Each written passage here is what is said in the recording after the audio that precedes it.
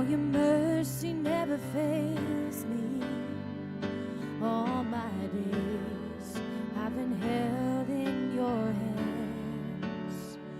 From the moment that I wake up till I lay my head, oh, I will sing of the goodness of God. And all my life you have been faithful. And all my life you have been so, so good. With every breath that I am able, oh, I will sing of the goodness of God. And I love your voice. You have led me through the fire in darkest nights. You are close like no other. I've known you as a father. I've known you as a friend. And I have lived in the goodness of God. And all my life you have been faithful. And all my life you have been so, so good. With every breath that I am able, I will sing of the goodness of God. Sing all my life. And all my life you have been faithful. And all my life you have been so, so good. With every breath that I am able, oh, I will sing of the goodness of God. 'Cause your goodness is running after, it's running after me. Your goodness is running after, it's running after me. With my life laid down, I'm surrendered now. I give you everything. Your goodness is running after, it's running after me. And your goodness is running after, it's running after me. Your goodness is running after, it's running after me. With my life laid down, I'm surrendered now. I give you everything. 'Cause your goodness is running after, it's running after me.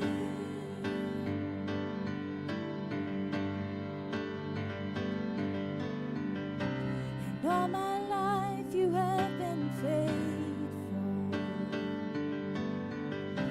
And all my life you have been so, so good. With every breath that I am able, I will sing of the goodness of God. Oh, I will sing of the goodness of God.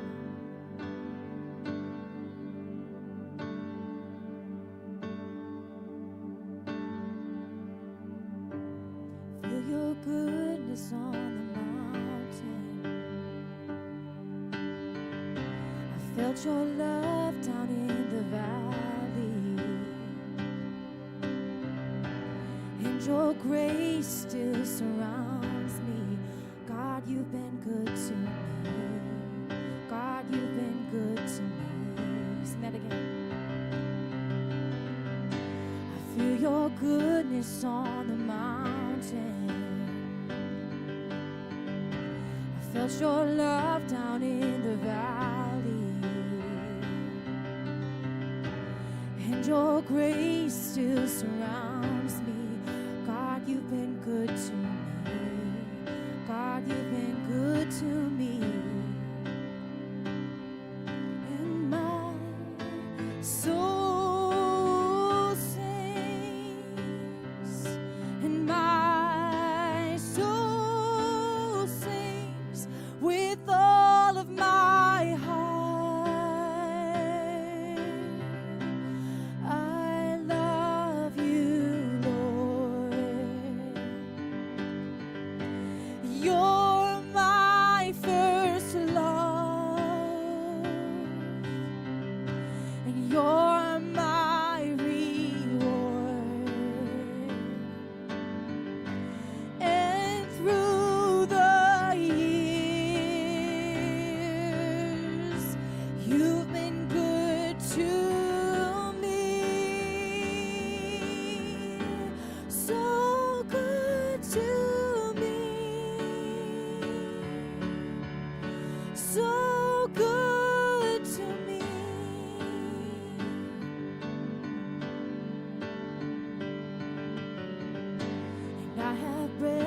inside my body,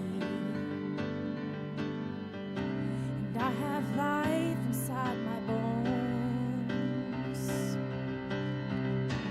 And oh, I cannot help but praise you.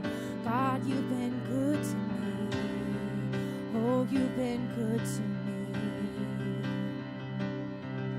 And my soul sings, and my soul sings with all of my heart.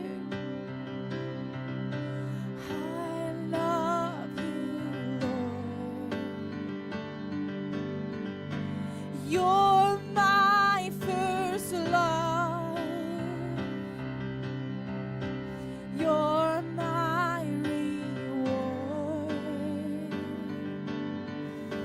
And through the years, you've been good to me. So good to me. So good to me. Sing with all my heart, with all of my heart. I love you, Lord. You're my first love. You're my reward. And through the years, you've been good to me. So good to me.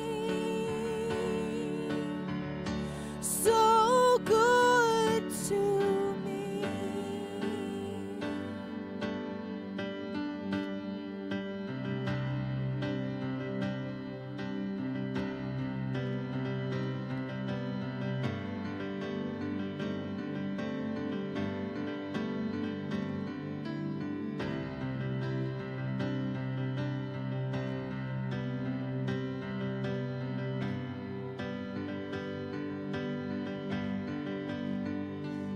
And I'm dancing on the rising sun to the hopeful future and the dreams to come.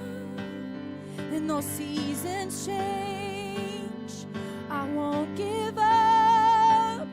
Oh, you've never failed me, no, not once. And I'm dancing on the rising sun to the hopeful future and dreams to come. And though seasons change, I won't give up. You never fail me, no, not once. And I'm dancing on the rising sun to the hopeful future and dreams to come. And though seasons change, I won't give up. Oh, you never fail me, no, not once.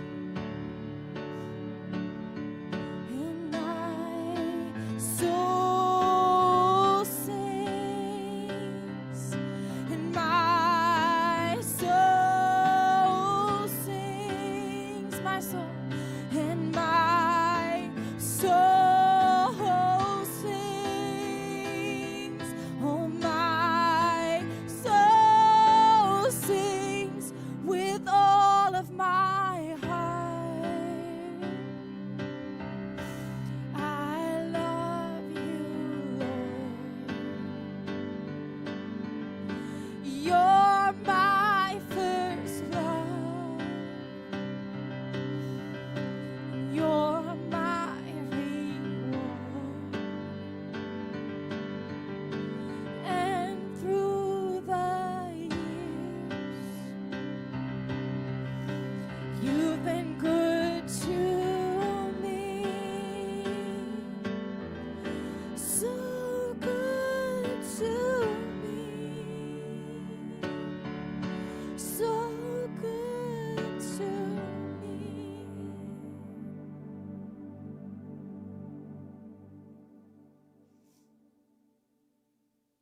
Thank you, Randy. Go ahead and take a seat.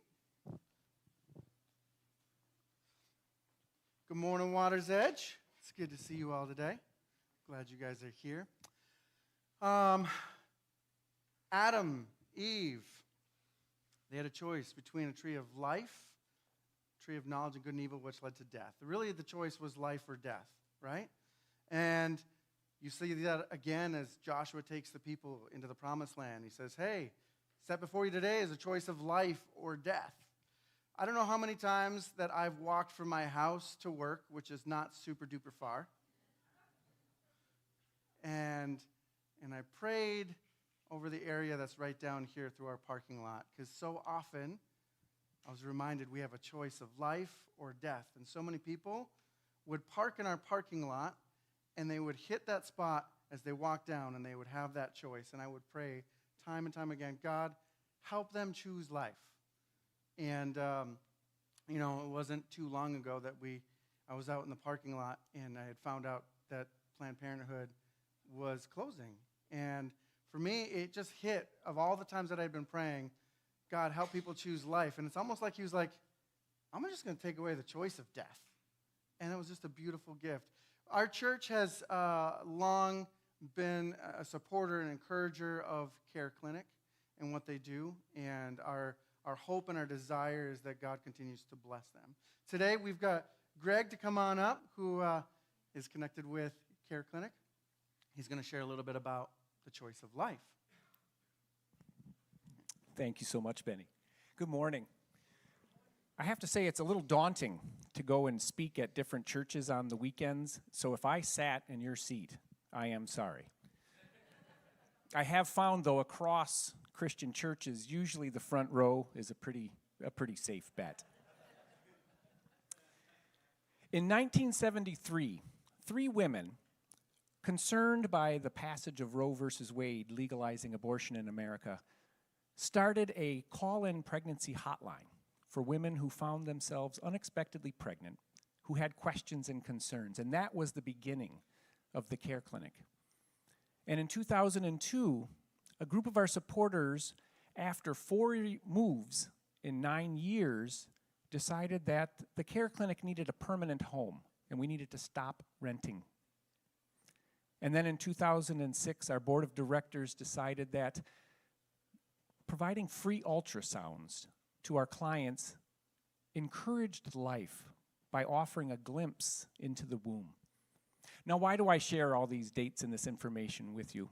Because throughout time, the Christian faithful have seen a need and they have acted.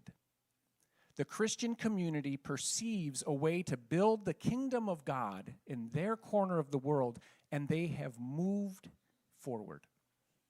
And as Benny said, Water's Edge Church has been that Christian community. You have been a solid and steady supporter of the Care Clinic, and I thank you for that.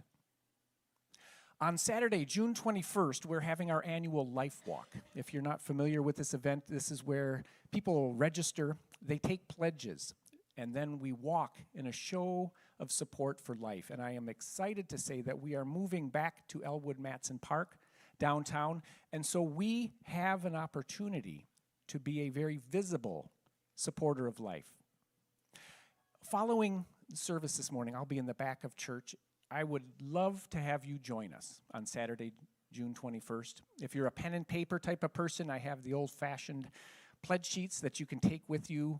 You can invite your friends and neighbors and family to support you. And one of the reasons this is my favorite fundraiser is it allows us to reach beyond our community. My mom, who lives 400 miles away, is always my first pledge. And so it offers us an opportunity to have those in our lives who support life, help us to support life right here in our community. Thank you in advance for your support, and God bless you. Thank you, Greg. A lot of us have our birth parents that have chosen life in our lives, right? I guess all of us have had a parent that has chosen life, if we're still here, right? But in our community, just like a lot of other communities, there are children in the foster care system, where their parents have chosen life, and yet there's hard stuff that happens because we're humans, right? And so there's a number of people that are caught in that tension of being human, and the parents have chosen life, and yet they are, for whatever reason, can't be with their children, right? And it's a hard thing, and there's a number of families that are in our church that historically have invested into the foster care system. So one of the ways that we can honor the life is talking with Greg after church and doing that, because that's where it all starts. Another way is to honor those that are in the foster care system and the families that say, you know what, I have a heart for those that are fatherless or motherless that I actually want to adopt and bring them in to the family, right? Because that's the heart of God, is an adoption into the family. And so the next person I want to bring up is Corey. Corey, you want to tell us a little bit about another way that we can bless the foster community? That was perfect. That was great. Benny knows how to weave a story like nobody else. I don't even have to do it. So that is really cool, though, that you're here, and then we have an event too. Ours is going to be on June 13th. That's going to be at Next Home Superior Living.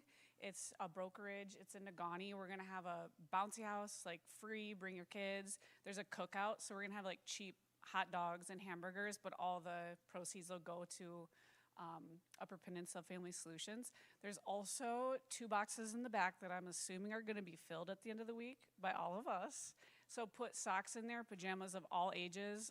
The gal that I talked to said there's often a lot of baby clothes, but not like older children clothes, so anything.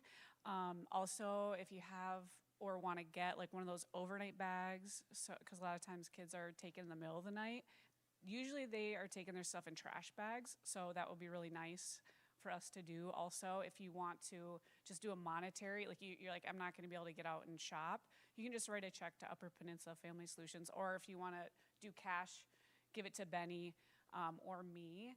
This is the last week, though, because it is on Friday. It's from 4 to 7. So you'll need to message Benny if you want to like give something this week. I'm trying to think if I'm forgetting anything. I don't think so. But yeah, let's do this. Let's find out what we can do. And then June 21st. Yep, and you guys can put anything into the offering for either the care clinic or for the foster, and just put it in the memo underneath. And what I'll end up doing is I'll make sure that those funds get diverted to those 2 groups from this week. Also, if you're like, hey, you know what, throughout the week, Benny, I've got some stuff, come track me down. I for sure will open the door so that you guys can bring stuff in, okay? So that's what's going on. One of the things that our church does as just a habit, as a practice, is that we break up into groups and pray with each other. The hope is that if we can pray and bless each other in here, we have a better chance of being a blessing to the community around us. And so that's what we want to do, is we want to multiply God's blessing to us because he's been good. We want to also be good. So now's the time. Break up for about 10, 15 minutes, and then we'll get into a sermon from there. All right, welcome. Got a few announcements, and then we're going to just run into our message for the day. So the first thing is we've got a Lost and Found right around the corner over by the coffee area. Those of you that are here, just double check that nothing is yours or your kids. Next week, it's going to become a free table. The week after that, it's going to become a donation table, right? In fact, I might jump that line. If there's stuff that is pretty sweet, I might add it to the foster care table by this Friday. So today is the day. Grab the things that you want to grab, okay?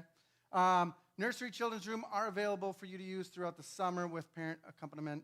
So if you're interested in helping lead our kids' church this fall, please talk to me. In the meantime, you can go down there with your kids. That's awesome. We're also going to say kids are allowed up here, which means that there's going to be probably a little bit more distraction. Parents will try to rein that in as best we can. The rest of us will understand that kids have a tendency of acting their age sometimes, and that's okay.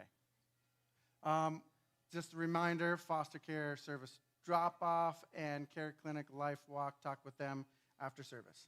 Okay, so we've been going through a whole lot. We've been in the story of Matthew, where Jesus is getting baptized for probably, about a month now. And looking at just different angles of it, because there's so many things that happen. And there's a paragraph, right, of Jesus getting baptized, and it's like, oh, that came quick, and then we have these questions of, why did Jesus need to get baptized, and what was he saying as far as like, man, I need to do this to fulfill all the requirements, and what is going on with all that? And so we talked about a number of those things. Today, especially if you're new, I'm kind of sorry. What I'm going to do is I'm just going to encourage you just internally say, God, help me remember the things I'm supposed to remember today and let go of anything else, okay? Because today, what we're going to do is we're going to talk through more stories than I probably should in a Sunday morning. But I'm kind of in this dilemma, right? Just so you guys know my personal world, it's one of those things where I look at the Bible and it's such an interconnected text.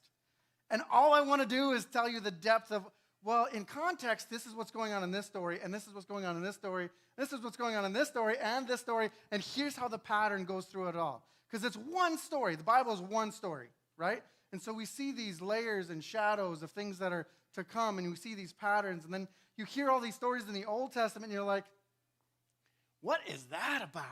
Right? We're going to talk about one of those what is that about stories today, and then we're going to process through, okay, when you look at the patterns, maybe we can actually see a little bit more of the layers.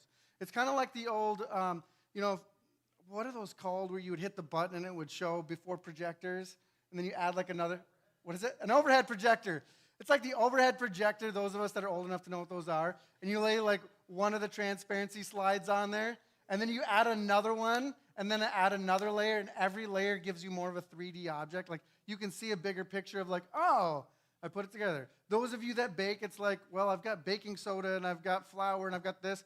Well, none of it tastes good unless you put it all together and you got cookies. Not raisin cookies. We didn't put them in. I'm just kidding, Scott.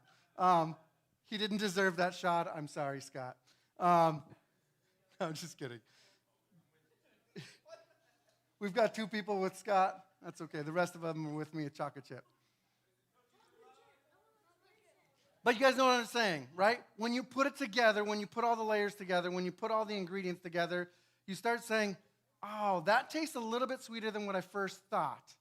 Because there's some stories in the Bible that were like, well, that's a baking soda story. That doesn't taste good at all. Like, there's nothing good about this story. I don't know how this redeems. And there's people that read these stories and they're like, well, God can't be good. Like, if this is who God is, I'm out. I'm gone. But you don't know some of the layers of what's going on. And sometimes it's easier to do this in the Old Testament, where you look at, like, I used the example, I think, last week or the week before, of Abraham, where he's like, with his wife, like, hey, every time we go into a city and my life is threatened, why don't you just say that you're my sister instead of my wife? That would be great, right? And you could look at it and you could say, well, it's biblical. Every time that I'm in danger, I should put my wife right in the line of fire. And like, no, that's not exactly what God's trying to say. But we understand in the Old Testament that people are on a journey, and that's part of the beauty of the Bible, is it shows us the rawness and the humanity of people in their transformation of where they were and where they're becoming, right? And somehow, we don't give that same understanding in the New Testament, even though people are still people in the New Testament, where they're still going through a process, right? And so there's that, okay? When we look at the Old Testament, a lot of times, because we can't really relate to, well, this city happened to do this thing, and, well, they had idols, so they went and slaughtered them all, and we're like, that's weird. Well, God's probably doing a character study, so here's the character things. Or like, you know what? The story of Ruth, you should always be good to your mother-in-law. Well, you should, but that's not really the story of Ruth. You know what I'm saying? And so a lot of times we make the Old Testament into character studies because we're uncomfortable with, we don't understand what's going on in this baking soda piece. Does that make sense? All right, that's a lot. So who is Jesus? We've talked a little bit about, let's see if my slides will work. There we go. Jesus being born as a prince and the rightful king of Israel. Right? So when Matthew's talking, he starts off with like the worst genealogy ever. And he's like, oh yeah, and this one from the prostitute, and this one, like all of the things that were the impure line that Jesus comes from. Do you guys remember how many descendants, how many generations Matthew talks about? Do you guys remember? 14, 14, and 14, which equals 42. Great math. You guys are on it today.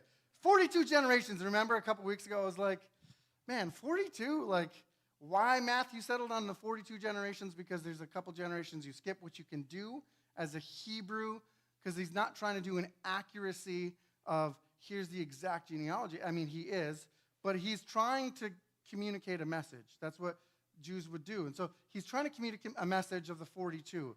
And I don't know, a few weeks ago or last month I said, why 42? I don't know. But I've been stuck on 42 and I've been digging. So I'm going to talk a little bit about 42, okay, today.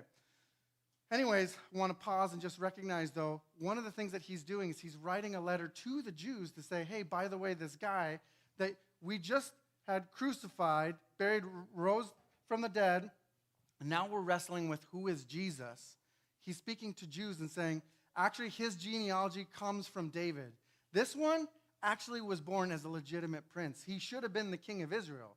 So when he is king of Jews, it's not just a slur. He actually was the king physically of the Jews ancestrally.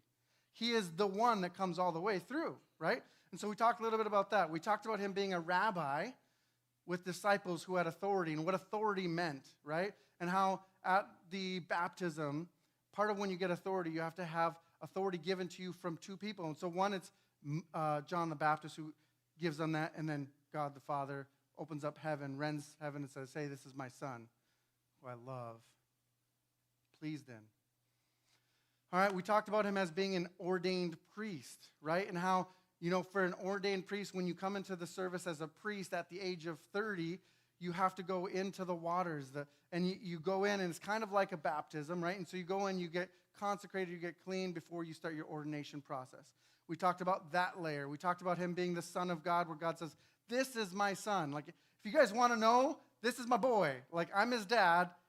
This is my son. Okay, we talked a little bit about Jesus' birth, challenging Jewish theology, because he was born as a mamzer, somebody who was disqualified. We talked about how even today, humanity, we're always about who's in and who's out, because we want to have this feeling that we're kind of the judge, or we're at least on the right side of the judgment, right? And here he is saying, actually, be careful, Jewish people. Those of you that think, hey, everybody else is out, he also came to go and welcome all those that are out in. And those of you that have all your confidence that you're in because you've got this perfect pedigree, pause, check your heart. You might actually be out. Like, you have to be connected to the one who's above, right? And we talked about how Jesus is the earthly prince and king, and he challenged Jewish power structure. They had already compromised, wanted a king of earthly riches, which was Herod, right? You've got Jesus as a rabbi, which challenged Jewish understanding of who was qualified, unqualified, in, out, and had to wrestle with him teaching with authority, even though their own priests and teachers didn't have authority. All right, we talked about how Jesus, as an ordained priest, challenged the entire Sadducee line, which they came from the sons of Zadok, which is where Sadducees come. Zadok was a priest. When they got taken off into Babylon, what ended up happening is out of Babylon, they wrestled through who was the rightful heir to be the next priestly line. The Sadducees won. It was a power struggle. They were very corrupt. And so the Sadducee lines that were in the temples that were already compromising with Herod weren't the actual one. The actual one came through John the Baptist line, and we see some of that stuff with John the Baptist story. We talked about that. All right, we have God himself opening up heaven, calling down as a witness to people gathered there at Jesus' baptism, including the Pharisees and Sadducees, who were firsthand witnesses that Jesus was his son, and that definitely would have challenged everything. Okay. I'm not fully going to talk about this today. This would take another sermon, but I want to pause and just recognize this line too. In Genesis 14, you got a story of Abraham. After Abram returned from defeating Chedorlaomer and the kings allied with him, the king of Sodom came out to meet him in the valley of Shavah. That is the king's valley. Then Melchizedek, king of Salem, which means king of peace, brought out bread and wine. And he was a priest of God Most High, and he blessed Abram, saying, Blessed be Abram by God Most High, creator of heaven and earth, and praise be to God Most High, who delivered your enemies into your hand. And Abraham gave him a tenth of everything. This is the first, him giving a tenth, a tithe, and he gave it to this high priest, this king of Salem, the king of righteousness. Melchizedek means king of righteousness, king of peace, right? And he offers to Abraham bread and wine. Have we ever seen Jesus offering bread and wine? We know about that, right? So you have some of that that's happening here in Genesis 14. Then David in Psalm 110 says, the Lord says to my Lord, sit at my right hand until I make your enemies a footstool for your feet. And then in verse 4 says, the Lord has sworn and will not change his mind. You are a priest forever in the order of Melchizedek.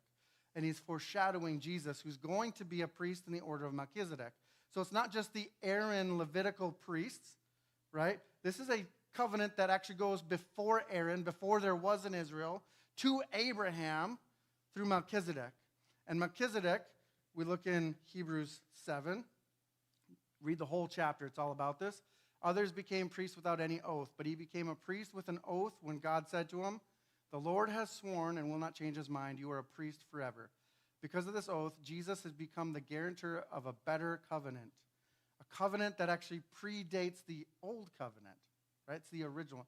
Anyways, now there have been many of those other priests since death prevented them from continuing in office, but because Jesus lives forever, he has a permanent priesthood.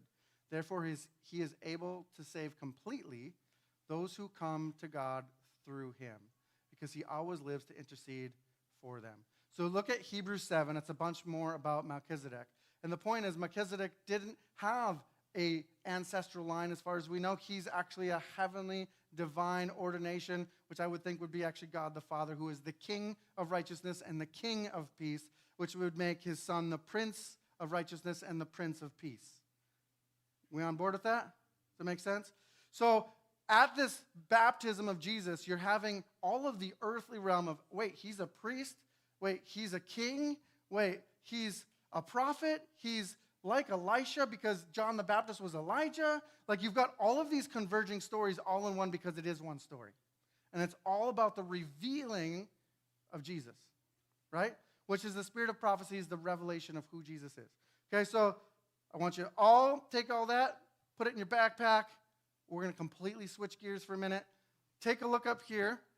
Okay, I don't know if you guys can read that or not. The red one there is Jericho. The green arrow that goes, I got to look this way, goes from this way over into Jericho. That would be the place where Joshua took the people into the promised land, leaving Moses right there on the east side of it. Okay, you've got Gilgal that's right there. That's where Joshua stays right before they go into Jericho. Then up there you go up and you see Bethel. The dot that's right under Bethel is Ai, okay? So you have Bethel and Ai.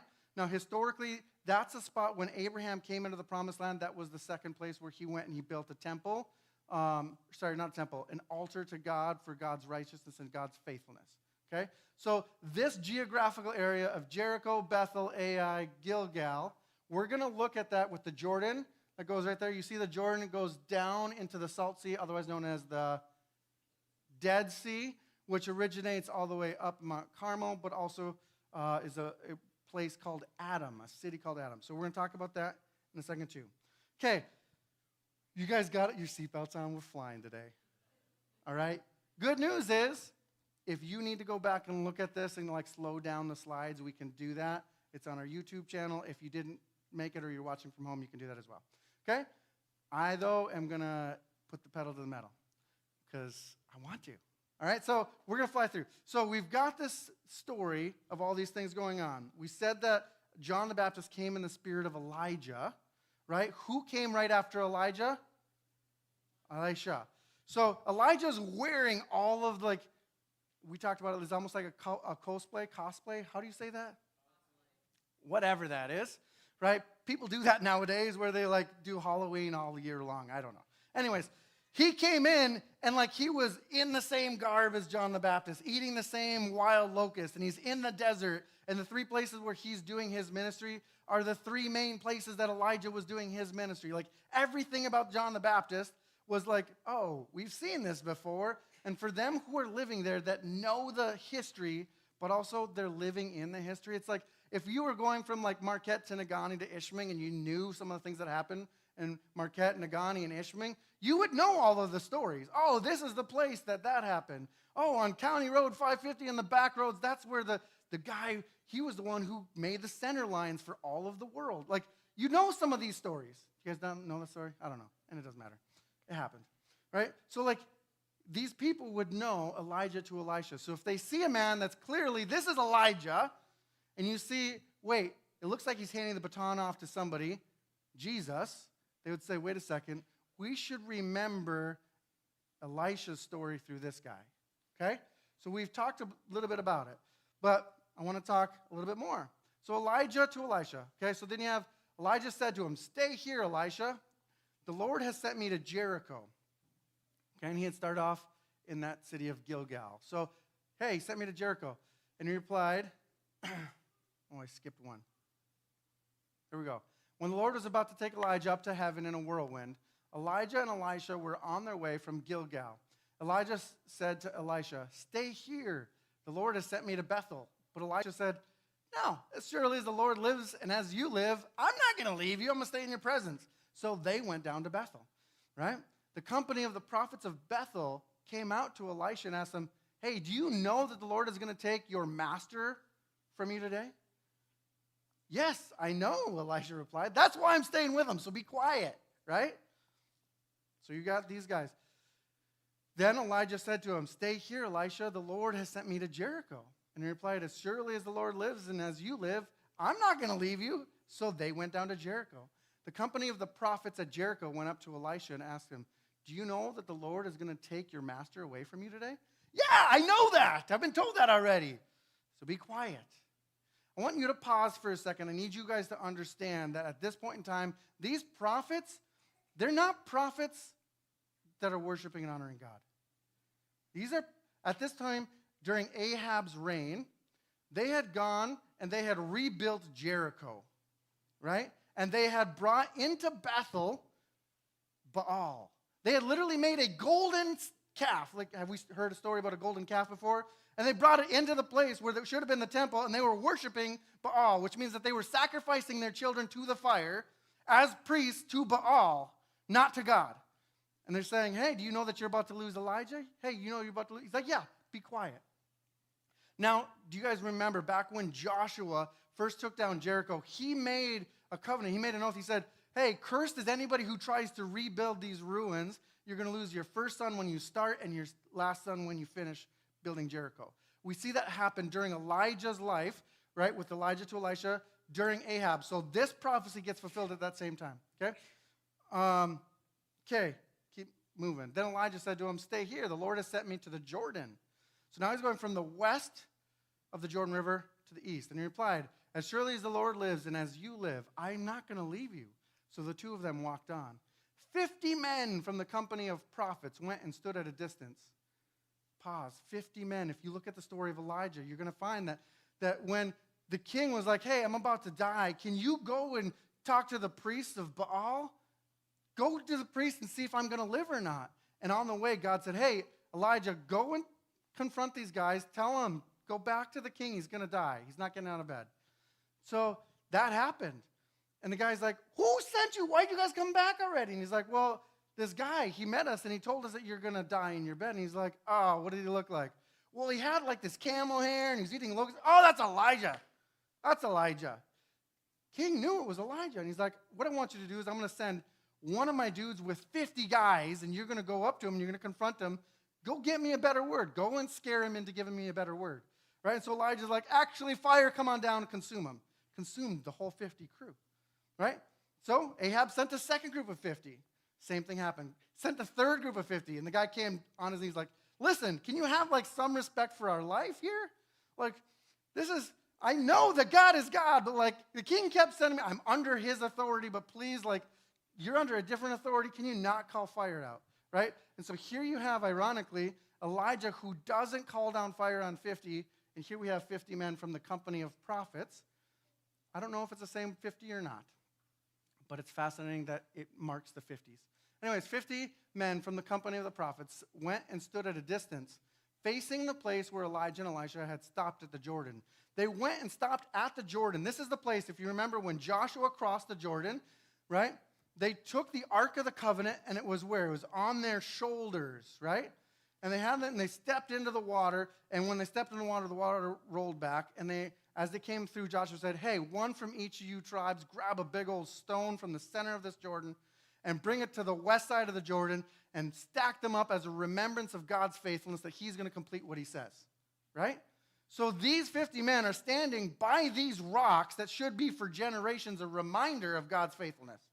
And they're standing there and they're watching what's going to happen, right? Facing the place where Elijah and Elisha had stopped at the Jordan, Elijah took his cloak, he rolled it up, and he struck the water with it, and the water divided to the right and to the left. And the two of them crossed over on dry ground. The rest of them watched. Right? When they had crossed over, Elijah said to Elisha, "Tell me, what can I do for you before I'm taken from you?" "Let me inherit a double portion of your spirit," Elisha replied. "Well, you've asked a difficult thing," Elijah said. "Yet, if you see me when I am taken from you, it will be yours. Otherwise, it'll be not." Right? Stay by my presence. As they were walking along and talking together, suddenly a chariot of fire and horses of fire appeared and separated the two of them. And Elijah went up to heaven in a whirlwind. Elisha saw this and cried out, my father, the chariots and horsemen of Israel." And Elisha saw him no more. Then he took hold of his garment and tore it into two. Elisha then picked up Elijah's cloak that had fallen from him, right? Have we seen something fall from heaven on a guy that has to do with authority? Well, Jesus at his baptism, he had the Spirit like a dove come upon him, right?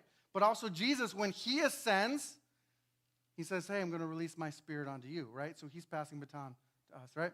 Anyways, took the cloak that had fallen from Elijah, and he struck the water with it from the east side now going to the west, following the same way that Joshua crossed, right? "Where now is the Lord, the God of Elijah?" he asked. When he struck the water, it divided to the right and to the left, and he crossed over. And here you have this mantle that gets passed by. Is it because he had a magic coat? No. But sometimes we as humans, we really like having like a physical representation of like seeing the authority getting passed from one to another, and God in his abundant mercy and grace sometimes lets us see that, right? The company of the prophets from Jericho who were watching said, "The spirit of Elijah is resting on Elisha." And they went to meet him and bowed to the ground before him. "Look," they said, "we, your servants, have 50 able men. Let them go and look for your master. Perhaps the Spirit of the Lord has picked him up and set him down on some mountain or in some valley." "No," Elisha replied, "don't send them." But they persisted until he was too embarrassed to refuse. They persisted. They just saw this transfer happen. They literally saw like a chariot of fire come and pick up Elijah, and then they saw Elisha take his cloak and like split the like in their own eyes, they saw it all. And they kept badgering him like, "Hey, should we go and check for him? Should we go look?" And he's like, "No, you don't need to look. He's not there." And they kept asking him until he got embarrassed about it, right? And he got too embarrassed to refuse. So he said, "All right, go ahead, send them." So he sent the 50 men who searched for 3 days. Couldn't find them. We've got a lot of stories about 3 days. P.S. in the Bible. When they returned to Elisha, who was staying in Jericho, he said to them, "Didn't I tell you not to go?" Then the people of the city said to Elisha, people of Jericho, right? "Look, our Lord, this town is well situated as you can see, but the water is bad and the land is unproductive. Bring me a new bowl," he said, "and put salt in it." So they brought it to him. Then he sent out to the spring and threw the salt into it, saying, "This is what the Lord says, I have healed this water. Never again will it cause death or make the land unproductive." And the water has remained pure to this day, according to the word Elisha has spoken. Now, I'm just going through the chapter. But doesn't that sound like, what does this have to do with anything? How many people are like, okay, we're following, you're going from Elijah to Elisha, you got this prophet thing, and let's throw some salt in a well. Oh, and that's why it's healed. No more death in the water. Okay, let's keep going, right? And then it goes to this next passage. From there, Elisha went up to Bethel. And as he was walking along the road, some boys came out of the town. They jeered at him. They mocked him. "Get out of here, Baldy," they said. "Get out of here," right? He turned around, looked at them, and called down a curse on them in the name of the Lord. Then 2 bears came out of the woods and mauled 42 of the boys. And he went on to Mount Carmel, and from there returned to Samaria. Respect bald men. There, we've got our character study. Hey, respect bald men. Check. Moving on. How many people are were like, this feels like a baking soda passage. Like, I'm a little uncomfortable that, like, the Spirit of God comes down on this guy and he's like, voila, I can bring life to your water. And those kids, you're gonzos. Yeah, teach you to go and mock me for being bald. This is all in 2 Kings 2. Okay, Elijah to Elisha, where you have one major prophetic voice that has the anointing of God on him, to Elisha, right? The people of Elisha's time, they've got to be thinking, wait a second, we're at the Jordan River. What has happened at the Jordan River before where there was a transfer of authority in our nation? Who are the people that they're thinking of? Moses and Joshua. So let's put a timeout right here in this Elisha awesome story. Go to Moses and Joshua. God and Moses, they transfer authority. Instead of reading it all, I'm just going to give you the highlights. They transfer authority to Joshua, and after Moses didn't honor God's name by speaking to the rock. You guys remember that? He used his own strength, his own authority. He hit the rock instead. There's all those different layers that we talked about. I don't know, probably for like 2 years. The true authority and headship of Israel was God and his presence, which is exemplified in the physical realm by the tabernacle. Okay? Now, God was very specific. Put the tabernacle on your shoulders. Okay? So the tabernacle is a representation of the authority of God. It's a representation of the presence of God. You guys with me on that? So the presence and authority of God on your shoulders. Okay? What on a body goes on the shoulders? What? Physically.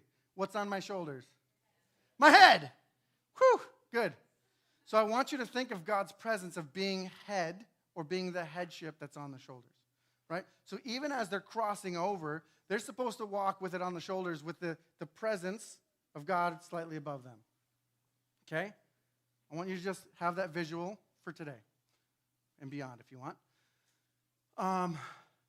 They've got the tabernacle of the presence there. God has Joshua speak to the people about the victory and the inheritance to come. You're talking about a generation that watched their parents die out, right? But they've heard for generations of this promised land that God was going to give them. And he's like, we're on the precipice of this thing. What I want you guys to do is we're actually going to consecrate ourselves for 3 days at Gilgal. We're going to circumcise ourselves. We're going to clean ourselves before the Lord. But you need to know that we're going to have victory on the other side.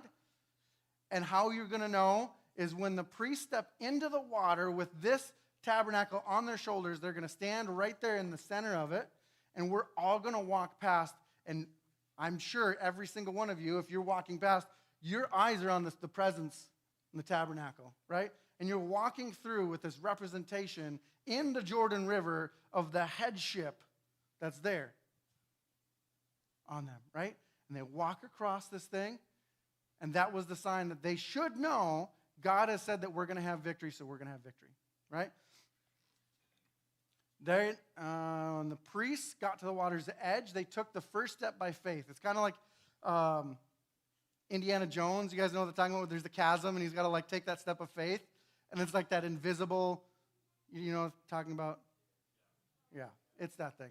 I don't know why he didn't decide to throw a little bit of dirt on before, but I guess it messes it, right? So he walks by faith, and then he's like, oh, look, I can see the thing if I throw dirt on it. Should have tried that first time. Anyways, sidetracked, sorry. They got to the water's edge, first step by faith into the water, and the water rolled back to a city called Adam, near Zeraton. And the people crossed over, took 12 stones of remembrance, stacked them on the west bank of the Jordan, which the west bank has been a hotbed of stuff to this day, right? Joshua had everyone consecrated, circumcised. We talked about that. In 3 days, we're going to have victory. We're going to go up in 3 days, have victory over Jericho. Okay, they conquered Jericho just like God had said. Then Joshua started relying on his own strength. He sent out spies to Ai, and Ai, the guys came back and said, man, they don't have many people at all. Like, we can knock them out with just a couple thousand people. So he's like, oh, yeah? All right, let's just send a couple thousand people. We got this. So he sent them out, and they get routed, right? They get taken out at Ai, this little dinky village, right? And there's this almost like crisis of faith for Joshua, where Joshua falls on his face and he tears his garments. Did we hear somebody else tearing garments? Yeah, there's another story of that with Elisha, right? Tears the garments and he's like, God, what are you doing? Everybody's going to hear of us losing to AI. Like, we're in trouble. It would have been better if we were in the desert. Have we heard of a story where people are like, we crossed over, we had this miraculous, God had these signs, brought us through water, and the people are like, oh, man, it would have been better if we were actually just in Egypt. Right? There is a promise of inheritance that is coming for those that have the courage and the strength to say, actually, I'm going to trust his word. And yet, when we put things in our own strength and our own strategies and they fall apart right in front of us, we want to run back. It's like, nope, this can't happen. I can't do it on my own strength. Yeah, we can't do it on our own strength. That's been like one of these things that you'll see as a pattern in almost every story of humankind, including my own. Like, the transition in life is going from doing things on your own strength to actually trusting his spirit to do it on your behalf. Like, it's to walk by faith instead of by your own strength. That's the story over and over again, right? God tells Joshua, hey, your inheritance is going to be stunted in the promised land unless you destroy the one who took the treasure that wasn't theirs. Right? Do you guys remember who that was in Jericho? Who took something that they weren't supposed to? You guys remember? Achan, yeah.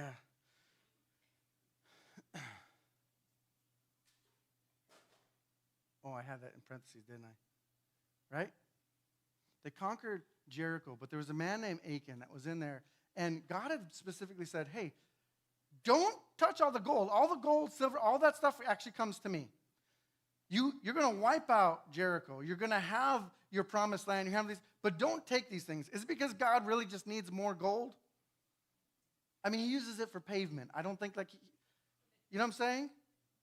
Like, but he knows us as humans, we desire things that we shouldn't. And he's like, let me just say that one's mine so you guys leave this one alone. I don't want you to trip and fall, right? Have we seen another story where somebody saw something, they desired it, and they took it even though it wasn't theirs? Where's that story come from? Adam and Eve, right? It's like where she saw something, she wanted it, she coveted it, she took it. And God was like, listen, I told you could have everything except don't touch this. And Achan's like, nobody's watching. God can see it all, right? And so he goes and he hides some of this stuff. And God's like, no, you're not going to have a victory until you actually follow what I'm trying to tell you to do. Until you actually trust, hey, you know what? I told you that I'm going to bring you into victory, so I'm going to bring you into victory. But you've got somebody who compromised just like Eve did, and we're not starting the promised land and our new country with the same deception that happened in the garden. We're not starting with this trend. I know where that trend leads, so we're going to put an end to that, right? And death happens, right? So all of that stuff happened again, right? You guys mentioned Adam, so let's talk about Adam. Adam is created in God's image, spent time in God's presence, right? God gave Adam authority over everything except for this tree. Don't eat from this tree, right? Surely death is going to come into this world if you eat from this tree. And they saw it. They wanted it. They ate of it, right? You got a serpent who made Adam and Eve question, did God really say?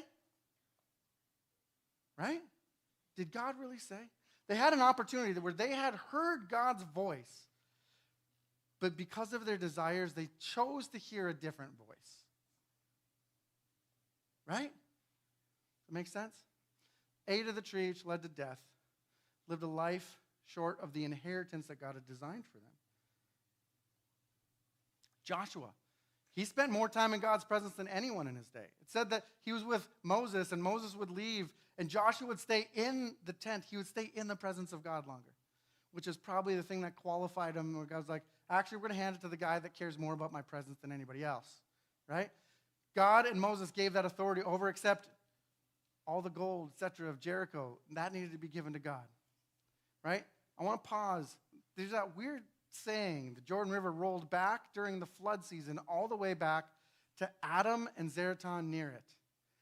All the way back. We had a service where we talked about this in more detail, but yes, there was a physical city named Adam, and yes, there was a physical city named Zeraton, but these things are also symbolic right? You've got something that literally is going from Adam to death is the Jordan River.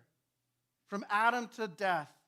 And when God's having them come into the promise, into the inheritance, he rolls back this river that is flowing into death all the way back to Adam, like he's resetting things, right? And the Zeraton, I remember, I don't know, whenever we talked about it, I was like, I don't know what Zeraton really means.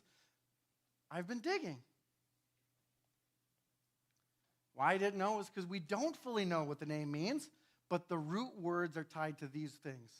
To bind up in Hebrew, to bind up, to tie up, to oppress, to cause distress, to narrow or restrict, to narrow enemy or adversary, trouble, distress, a place of constriction which is tied to the name Mitzrayim, which is Egypt. And then you're like, wait a second, right before they walked in and were becoming sons of God, right? Israel as a son of God, you have them being constricted. What constricts? What animal constricts? A snake, a serpent, right? What is another name that we call a serpent? The adversary, right? So you have Adam next to this adversarial constricting town where Joshua is going through this realm where he has to face the constriction of, am I going to trust in my own strength and my own men, or am I going to trust in what God has said? Just like Adam had done, right? Just like Moses had to face through with the snakes. We talked about that with the rod to the snake and then coming across the water, which coincidentally, what's one of the first things that happens with Moses is they come up against bitter water and God heals death water. Right? Remember that? You see these patterns, right? So you've got this Adam that's tied to this Zeraton, this constricting, almost like a snake that he has to face. Okay, you got Joshua, the Jordan River that flows from Adam to Zeraton, the constricting adversary, down to death. The Dead Sea was stopped so that the people could walk through their inheritance. Josh had to face his did God say moment. He had to face the voices within him telling him to go back to the desert, and then he had to resubmit under the headship of God before walking the people into the inheritance. Okay, now jumping into Elisha. You've got Elisha who wouldn't leave Elijah's presence, right? Elijah's authority that was visualized as the cloak that fell from heaven given to Elisha, right? Now, I want you to know something here. That cloak, there's a story about Elijah, right, where he calls fire down on all of the prophets of Baal because he is trying to purify the impure of the land as they were facing all of these idols, Baal, all these sacrifices, all these things that were going on. And he called fire down after 3 years. You guys remember the 3 again? 3 years where there was drought. And he brings it down, and then he takes them all out. And he thinks that this massive sign and miracle is going to shift the nation, and it doesn't. And his life is in danger, so he runs. And he's about like, I should probably die then. Remember that? And God's like, actually, hold on. Let me feed you. And then I'm going to send you 40 days. And he spends 40 days, and he goes back to where God had met with Moses. And he's in there, and he's like, God, I want you to reveal yourself to me. And God comes, and you got the fire, and you got the earthquake, and you've got all of these massive things that happen. And was God in them? No. But God was in the still small voice. Right? And when that happens, if you look closely at the text, what he does is he takes his cloak. And the thing that he wanted to do is he wanted to see God. And he got to this place where he heard the still small voice, just like in the garden where if they had just listened to the still small voice. And yet he's at the spot and he takes his cloak and he wraps it around his head. He wraps it around his head. Talk to Jonathan at some point in time. He's got a longer rabbit trail than I do about this, about how a lot of that represents actually putting it in the mind of Christ. He's at a place where he's actually going to a place where he's like, oh man, all authority is actually coming from the head, but the head is actually from you. It's not from me. I'm not the one that's calling all the fire. You're the one that's doing it through me, right?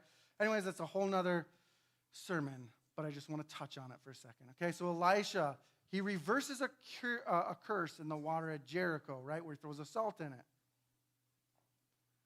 Then you have Elisha who gets taunted and has the 42 kids mauled as he's between Ai and Bethel. Okay, now we're finally, after all of this context, ready to look at the story of the 42 boys that are throwing them. Now, ironically, I just want to highlight a few things. One, we read mauled by bears and immediately we assume death. There's actually probably a good chance that they died, but it doesn't specifically say that they died. Okay?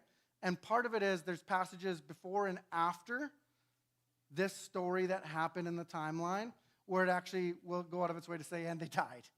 They didn't go out of the way to say that they died, but they were mauled. Could have been dead, maybe not, I don't know. But I also want to know that translating things into English, we miss some layers, okay? So one of the layers is kids. Sometimes actually means kids in Hebrew, but sometimes it means grown up. So like Absalom, as a grown man, is called the same Hebrew word that would be translated as kid. Sometimes in the text, it's actually for peers and not like your elders, right? So your generation of people, right? Sometimes it's actually used for a word for either priests or priests in training, which would be your 15 to 25, okay? So these are probably not 10-year-old boys, okay? This is probably younger men, maybe coming into the priesthood, maybe tied to those 50, right? Maybe the ones that were kind of watching at Bethel and at Ai and at Jericho that were saying, hey, don't you know that you're going to lose Elijah today? Right? Okay. Bethel at this time, we talked about Baldy. Okay. Want to just take a look at Baldy for a second. One of the things with priests, with people that were carrying the authority of God, they wouldn't cut their hair, right? So they actually would be pretty hairy people usually, and it goes to the Nazirite vows if you want to look at some of that stuff, right? So they normally would have hair. So does it mean that he was actually bald? Maybe. But there's more layers to it in Hebrew than in English, okay? So I want to take a look at that. So one of the things that it actually means in Hebrew, one of the translations, it actually means head. Go along, you without a head. Who would have been his head? Who did he call his father? Elijah. Hey, you the one that doesn't have the authority, like, oh, who's going to protect you now? Like, we wouldn't mess with you when you were sticking by Elijah, but we saw Elijah go. You're without Elijah now, right? And they're mocking him. And they're mocking him as he's going up to Bethel, a place where they're sacrificing children to Baal, right? These priests that are actually in this idolatrous stuff. You guys see what I'm saying? It was probably more along those lines. They're mocking Elisha, saying, why don't you go up like your head, right? Why don't you go up? Well, they saw his head go up. They saw Elijah go up. Hey, if you actually have that kind of authority, why didn't you go with him up there? Probably because you're unqualified. Probably don't have the authority you think you've got. And they're mocking him. Now, ironically, if you go back to like Leviticus, there's a spot where there's actually a prophecy where God says, hey, essentially, if you're going to keep badgering my prophets, I'm going to send even the animals, the wild beasts after you, right? And so at some level, he's doing that. But should he? Should he be killing all these kids to young men? And why 42? How many of you guys are like 42 is an odd number? Like, that's a very specific number. Who was over there on the hill being like, and then they mocked him, called Baldy. And there was 42 of them that were mocking him. Mm-hmm. Whoa! And no, there were two bears. They look like they're female bears. They came out. Right? Listen, if the Bible isn't real to you, if you can't see the humanity and like the tensions and like see it through a perspective that's not just a bunch of characters in a story, it's wild. Like, I don't know how you can not read the Bible and be like, this is fascinating stuff.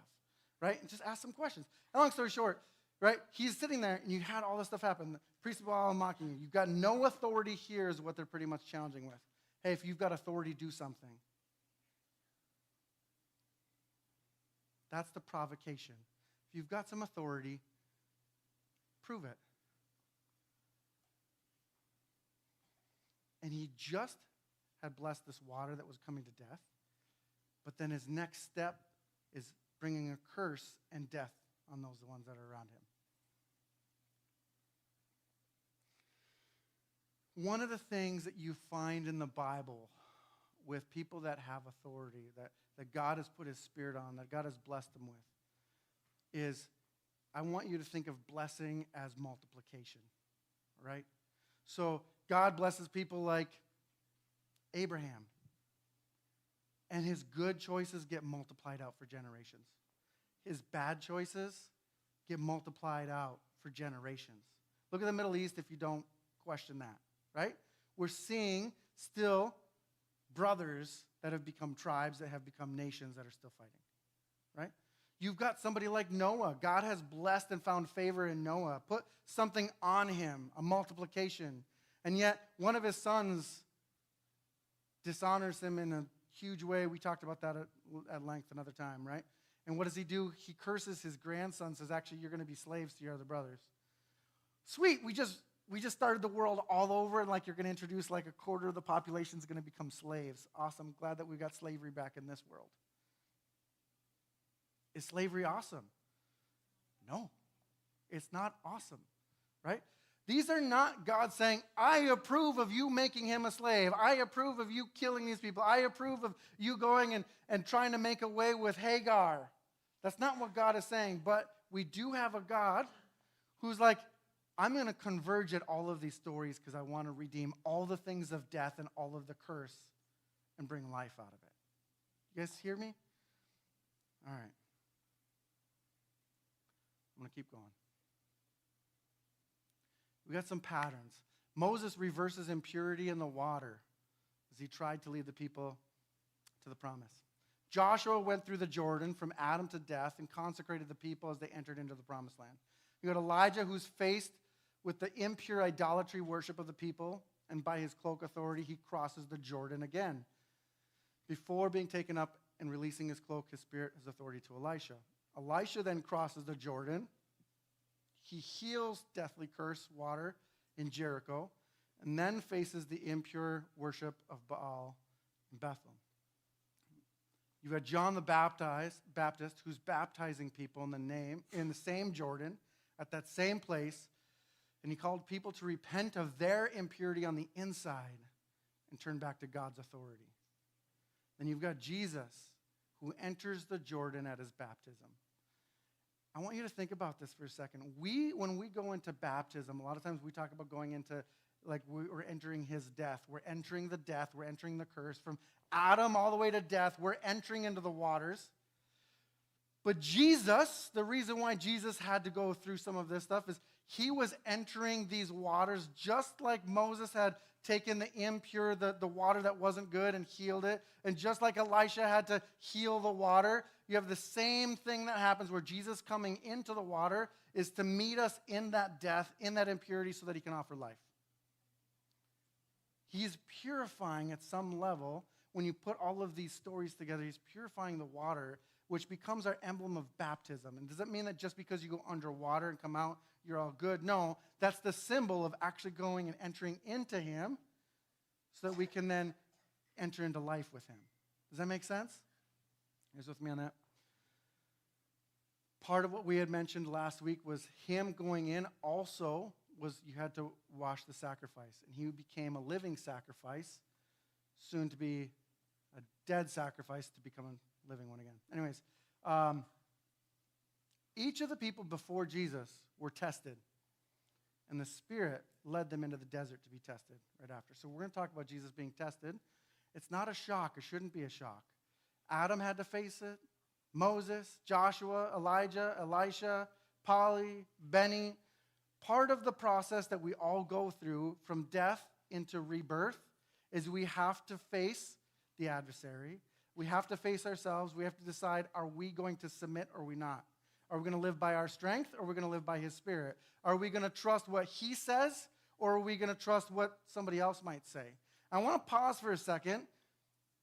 I want to just recognize in our humanness, we are very quick to judge ourselves and to say, this is true about me with things that are not true about me. Does that make sense?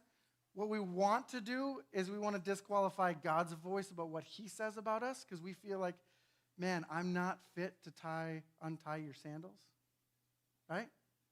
I'm not worthy enough. I'm not this. I'm not that. Jesus teaches his disciples. He says, foxes have dens, birds have nests, but Son of Man has no place to lay his head. Is he saying, man, if God would have just dropped me 2,000 years later, I would have had a pillow? Like, is that what he's trying to communicate? Is that what he's trying to say? No, what he is trying to communicate is that Jesus, the Prince of Peace, from the King of Righteousness in the line of Melchizedek, the Son of God, the Son of Man, the one who has come to reverse every curse, to bring life where there was death, the one who is anointed, that has the anointing around his head. He is the head in the river. He is the presence that's on the shoulders, and he has no place to rest because he's looking for a body. He's looking for a body to put his head on. And when he goes up to heaven, he releases his spirit to us because he wants us to become his body. He wants us to become aligned with him under his authority, where we trust his words, we trust his actions, and just like Jesus, we only do what our Father in heaven says. Right? When I tell my right hand to do this, it just naturally does this. It doesn't question, I don't think so. Right? Where there's such alignment with the presence of God, because we care about the presence of God, that he naturally flows through us to the people and world around us. Why is he waiting to come back to heaven or to earth? He's waiting for his body to be assembled. He's waiting for a body that's actually aligned under him. Right? You guys see that? And so you have all of these stories, right? And you have some of them where you have this time where you're like, prove it. We're about to talk about it in more depth next week. But what's one of the things that you see in the temptation of Jesus when he's in there 40 days? If you really are the Son of God, if you got the authority you say you do, prove it. He says, actually, I only do what my Father says, and he didn't say to prove it. Right? He could trust what his Father said, even if the miraculous wasn't spilling him out in the moment, even though he knew he was capable. So many times we want the miraculous, we want that proof. But man, so many times we're looking for the fire and the earthquake and all of the things, and he's like, but will you just listen to my still small voice? Just do whatever I say. We can rest together. It'll be good. And out of that, he'll turn death into life. Does that make sense? Here's a few reflections. He's always been our headship and our authority. Remember that you only have authority if you are under authority, if you're under his headship. If he gives you authority, then use it to bless. Multiply blessings. Don't multiply curses. Redeem instead of exact judgment. Do it for others and not for yourself. What is the thing that is constricting you in your life that makes you question what he is saying about you or to you? This might be from others, and it might be from yourself. I think more often than not, we're our worst adversaries. I think very often we're the ones telling us that we're unqualified and we're out and we can't. Are you willing to let those things die so that you can focus on his words and his voice? Adam was tested, Joshua was tested, Elisha was tested, Jesus was tested. Don't be offended when you're tested. It's part of the process. 5, we will live in less authority and less inheritance than you are designed for if you don't have the courage to trust what he has to say to us and about us. Right? Adam didn't live in the full authority and full inheritance. Moses didn't. Joshua almost didn't, but they had to resubmit, right? Had to get rid of some of the things, right? The same is true about us. If we've got the things inside of us that are going to scare us back into the desert, scare us back into our Egypt, scare us back into the cycle of junk that we just face over and over again, if we care more about that than actually listening to him and walking into freedom, you will cut your inheritance short. I don't know about you guys, but I don't want to do that. So if you don't want to do that, at least we've got some company, right? Can I have Randy come on up again? Heavenly Father, I thank you that you are good and that you are faithful, that you weave the same story over and over again. God, that you bring us from death to life, that you bring us from Adam to the second Adam, that you pour out your spirit on us, that you redeem.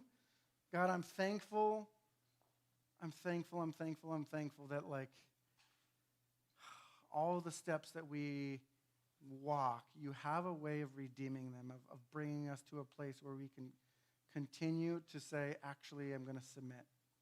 And God, I'm thankful that when we submit, that when we align with you, that your presence and your power and your love, your grace, your mercy, your goodness flow from you through us to the people around us. Help us be a blessing today to our family, to our friends. Help us be a blessing to this community. God, I ask that you would bless those that are in the decision world now of life or death, the babies that are inside of them. God, I ask that you would bring those in our foster care community into homes that love you, that can adopt. God, that can bring you into the family of God. Heavenly Father, I just thank you. Thank you. Give us a spirit of thankfulness. Give us a spirit of joy this week. Give us a spirit of love. I ask all these things in your name and for your name. Amen.